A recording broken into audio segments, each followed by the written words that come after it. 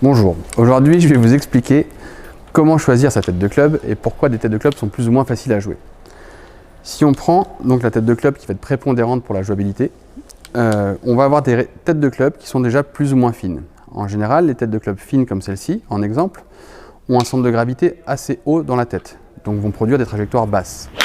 La difficulté au début étant de lever la balle, on va prendre des têtes de club où on va alléger la partie haute, mettre du poids dans la partie basse, ce qui permet d'avoir un centre de gravité plus bas dans le club et d'avoir un décollage plus élevé.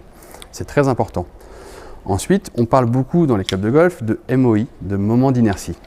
Qu'est-ce que le MOI? On regarde comment le club réagit lorsque vous n'allez pas frapper en plein centre. Le club va du coup pivoter lorsque vous allez taper en pointe ou en talon et vous allez perdre de la puissance.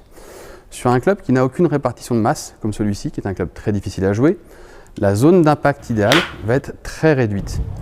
Lorsque vous allez décentrer de cette zone, tout de suite la balle va perdre beaucoup d'énergie et beaucoup de vol de balle. Si on prend un club comme celui-ci, où on s'aperçoit qu'on a enlevé donc le poids du haut pour le descendre, donc une semelle un petit peu plus large, c'est ce qui permet d'avoir un centre de gravité bas, mais surtout ici on a des matériaux qui sont beaucoup plus lourds en pointe et en talon du club. Ceci permet de donner de l'équilibre au club, ce qu'on appelle de l'inertie. Donc mon club va moins pivoter lorsque je vais décentrer ma frappe. C'est ce qui permettra donc aux joueurs de pouvoir ne pas trop perdre sur un coup qui va être légèrement décentré.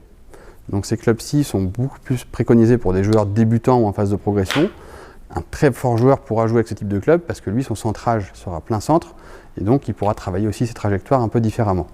Maintenant, il est vraiment préconisé dans un premier temps de passer sur des clubs faciles à jouer avec du poids sur les côtés, une semelle large, ce qui permet de lever la balle et d'avoir moins de déperdition sur les coups décentrés. Et en hauteur de balle, c'est mieux, parce que tu vois ici, là j'ai la hauteur de ta balle à chaque fois. Donc en général, les très bons joueurs ont une bonne vitesse et un angle d'attaque assez direct sur la balle, donc ont des capacités de faire voler la balle, donc ils n'ont pas besoin d'aller chercher cette semelle large, mais au contraire, eux, ils veulent des semelles plus fines pour pouvoir plus travailler les effets dans la balle, même si on peut aussi les travailler avec cette tête-là, on le travaillera encore plus ici.